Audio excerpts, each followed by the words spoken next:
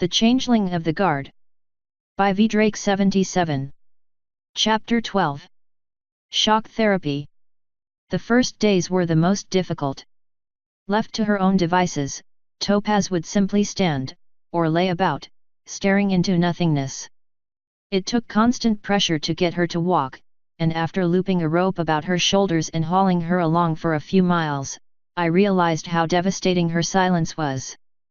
I tried making idle chatter, briefly asking her about her family, her position at this CSGU and anything else that crossed my mind. Her flat, simple answers only made matters worse. Fine. I study bugs. I'm not a unicorn. The last seemed an odd distinction to make, but I paid it no heed until I felt more resistance on the rope. Careless of where she was putting her hooves, Topaz had stepped into a hole and was clearly having difficulty pulling her hoof free until we adjusted her to not be pulling at such an odd angle. It was becoming apparent to me that this was possibly more crippling to pony kind, who were used to having access to their own emotions, as opposed to my kind who usually actively suppressed them. It did, however, also bring to mind that others would likely question the rope and Topaz's state should we encounter anyone, be they pony, griffin, or diamond dog. A member of my own kind would surely recognize her state, and though they would recognize it, they would very likely see my attempts as foolish. The most a husk could expect was for the queen herself to set them to rest, but it was far more likely for them to simply continue on until they collapsed of exhaustion and died. In the few I'd seen personally and could still remember, it had not taken more than a few days. The thought brought me up short. I did not really know how hardy I was compared to Topaz. I could travel for several days without food, yes, but I was not sure that I understood how limited ponies were. Or if they were capable of lasting longer than a changeling could, though I doubted it. More importantly, I had to preserve Topaz's health until I could get her help. It would not do if she were physically damaged as well as emotionally when I returned her to her home. I wanted her to recover. I wanted to talk more about my hive, to determine more about who I was. In mere days, she had helped me become someone. It did not help, for that matter, that I wasn't entirely sure which way we were going. Getting Topaz to Kenterlet quickly seemed wise, but her thoughts were muddled. Asking her for directions was difficult. The sheer apathy she displayed towards the situation was disturbing, and she seemed quite content to lay in a shallow ditch all night if I did not roll her sleeping bag out. Getting her out in the mornings was a nightmare, requiring much cajoling, and in one case I was forced to upend the bag and dump her unceremoniously on the ground. The next morning, however, was of greater concern. My rationing of our food had left her hungrier than usual, so the protestations of her stomach woke her before myself, and led her to devour the entirety of our stock of food. I had expected it, but not so soon. The husks tended to live in the moment. She was very hungry, that meant she should eat to make that pain go away. There was food for several days, she would get hungry less if she ate it all now. Thankfully our supply had not been greater. Husks had been known to eat until their bellies ached, then regurgitate to alleviate the new pain. Out of fear for the trouble she might get into should I leave her to forage food, I elected to go hungry for another day of our painfully slow pace.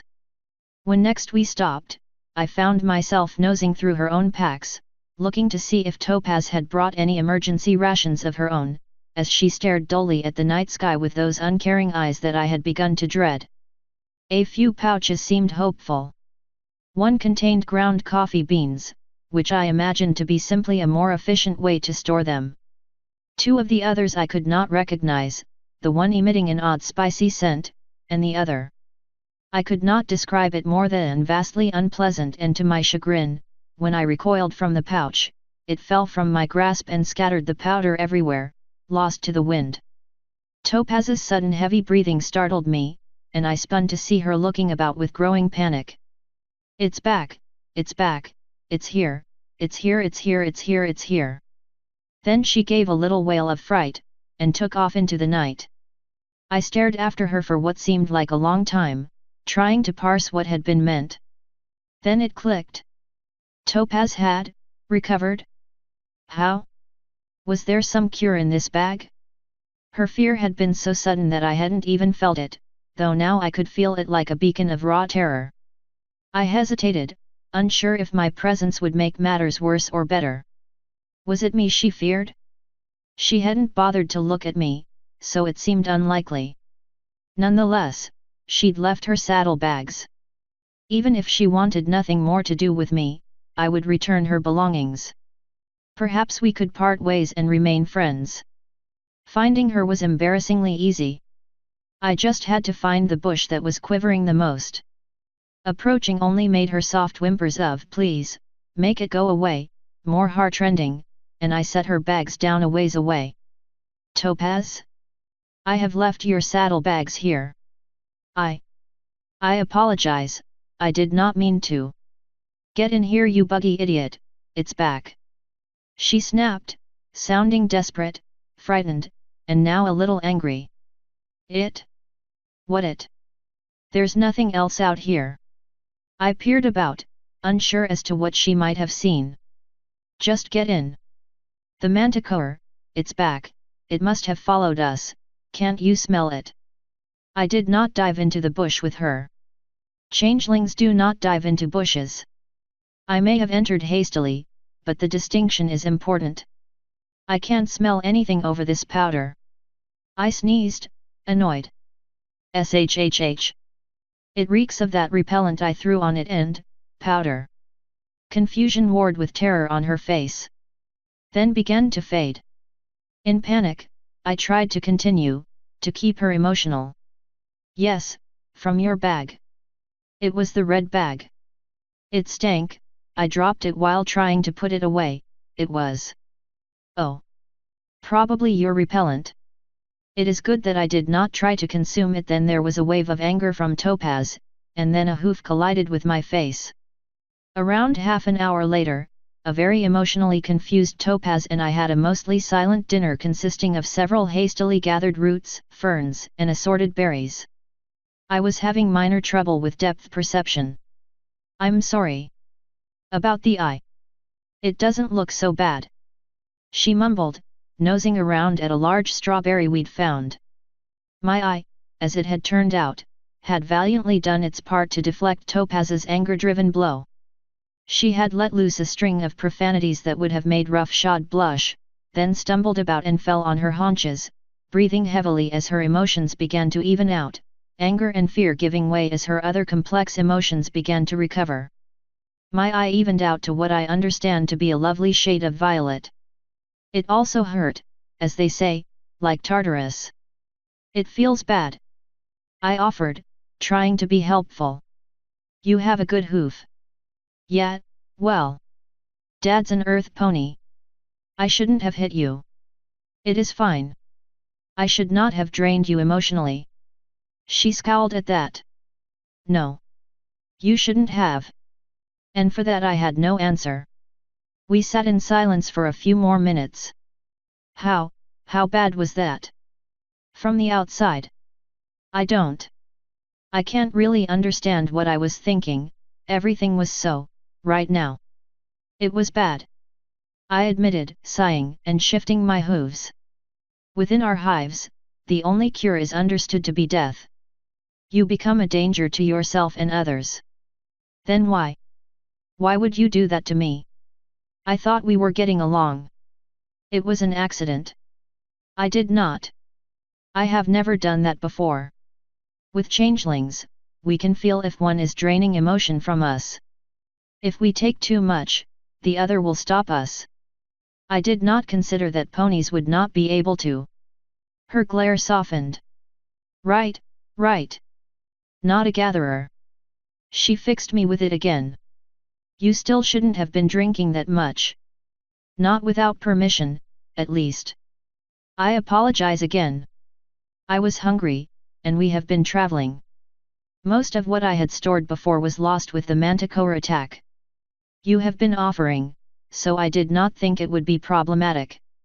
She considered, then rubbed a hoof on her chin. "All right. If we're going to keep traveling together, we're going to need to establish some boundaries." "Boundaries? You you wish to continue traveling together. She fixed me with a look. After all that, you bet your Telson I'm keeping an eye on you, mister. Besides, I think you owe me enough to let me do my research. I had to concede the point. Fair enough. I shall not feed upon you again. After a moment, I had to ask. What? I'm not actually sure you have one, it's really more of a scorpion and sea spider sort of thing, and hold on just a second. I'm not going to starve you, that's not going to do any pony any good. We just need to, you know. Boundaries. Establish minimum limits. Maybe put some floodgates in. Floodgates. You know. Something to keep you from, husking any pony again. I understand the intent, but not the term. She sighed, then rolled a shoulder. Can you? I don't know, do something to make it so you only absorb strong emotions that flow from someone else. I hesitated, not liking this idea.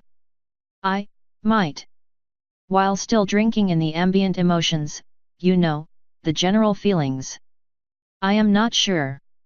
Even if I can, my ability to read emotions may dampen. I don't think I would like that. She gave me a look of clear disapproval. It would be like blinding myself. Well, not permanently, just, you know. A little barricade, so when you're out among ponies you aren't accidentally taking too much. Again. I winced. I don't know how to start, but I'll try. I'll help. Besides, you shouldn't be reading people the way you do anyways. You're too good at it, it can make ponies a little nervous. I honestly do not think another pony will pay me so much attention as you have recently. That may have been part of it. Yeah, well, okay, I get too into my studies. You are fascinating, you know. A hidden culture of equestrians, it's just sort of wild. Indeed. We are truly a thrill-seeking, danger-loving people. I stated, attempting to be even more bland than normal. Topaz cracked a smile and chuckled, shaking her head as she settled down, still chewing the last piece of root she'd gathered. I am glad to have you back. She swallowed, giving me a tired smile. I know. And I'm glad to be back. Just, give me a little time to stop being jumpy about all this. It's not every day you turn into a zombie. Or back to normal. Her tired smile turned into a wolfish grin. And now I can write down a first-person perspective, and you better believe I'm getting your version of this written down too. Maybe, just my Abe will start calling it even after that. Bargain struck, Topaz. I yawned, using a phrase Zimere had proven fond of, feeling settled again, and once more allowing myself hope for the future. Bargain struck. Author's note. Hey folks, still moving along. Questions, concerns, or gripes, leave em. And full speed for Canterlet. Should have a cover picture soonish, hope you're all as excited as I am. P.S. I still want to call it Tartarus or Tartarus. It's right there. End author's note.